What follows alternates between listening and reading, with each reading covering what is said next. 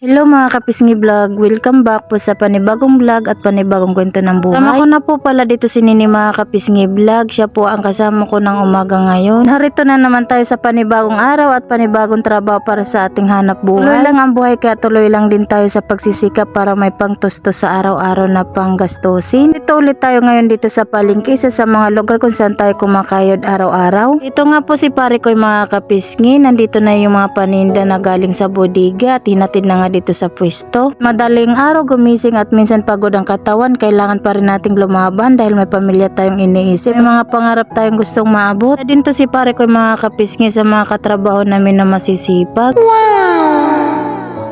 Sa palengke makikita mo talaga ang sipag ng bawat tao. Mga magtitinda, may mamimili, may nagbubuhat ng paninda at lahat sila ay may kanyang kwento ng buhay. Ito mo makikita kung gaano kasipag ang mga tao para lang may mauwi sa pamilya sa pagtapos ng maghapon. Trabaho sa palengke, nagpapasalamat pa rin tayo dahil may pagkakakitaan tayo kahit papaano. Panahon ngayon mahalaga na may pinagkukunan ng hanap buhay dahil hindi biro ang gastusin sa araw-araw. Kaya kahit nakakapagod, tuloy lang ang laban ng buhay. Yung tipong puno-puno ka ng pag-asa, marami kang pangarap, marami kang gusto mangyari para sa sarili mo at para sa pamilya mo. Para mong iniisip na balang araw makakaahon ka rin sa hirap at mararating mo rin ang mga pangarap na matagal mong hinihiling. Pero habang lumilipas ang panahon, minsan dumarating ang mga pagsubok na hindi natin inaasahan. May mga pagkakataon na akala mo malapit ka na sa tagumpay pero biglang may nangyaring problema. Minsan naman yung perang pinaghirapan mo biglang mawawala lang sa mga gastusin.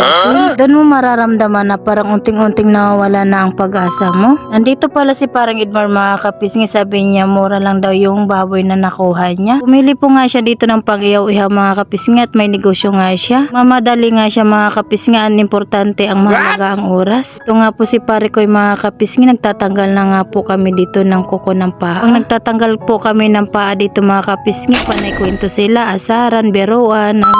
Malalaman mga kapisngi, lumilipas na pala ang oras dahil sa nai-enjoy mo na yung mga kasamahan mo. Ganun talaga ang buhay mga kapisngi. Mga gabi na mapapaisip ka lang at tatanungin mo ang sarili mo kung kaya mo pa ba. Gusto mong lumaban pero pagod na pagod ka na ang isip at puso mo. Saan mapapaya ka na lang dahil hindi mo na alam kung saan ka kukuha ng lakas habang nakikita mo ang ibang tao na parang unti-unti na umaangat sa buhay. Ikaw ito pa rin patuloy na lumalaban kahit sobrang hirap na. Pero mga kapisngi, doon ko rin napagtanto na hindi pala habang buhay na sa ibaba tayo. Habang buhay ganito na lang ang sitwasyon natin kasi habang may buhay may pag-asa. Kahit gaano kabigat ang problema, kahit gaano tayo kadalas madapa, may dahilan kung bakit tayo bumangon ulit kinabukasan. Unti kong natutunan na hindi kailangan madali ang lahat bago tayo maging masaya. Hindi kailangan mayaman agad bago natin mararamdaman ang tagumpay. Minsan, ang tunay na tagumpay ay yung patuloy kang lumalaban kahit maraming beses ka nang nasaktan at dismaya sa buhay. Sa lahat ng nanonood ngayon,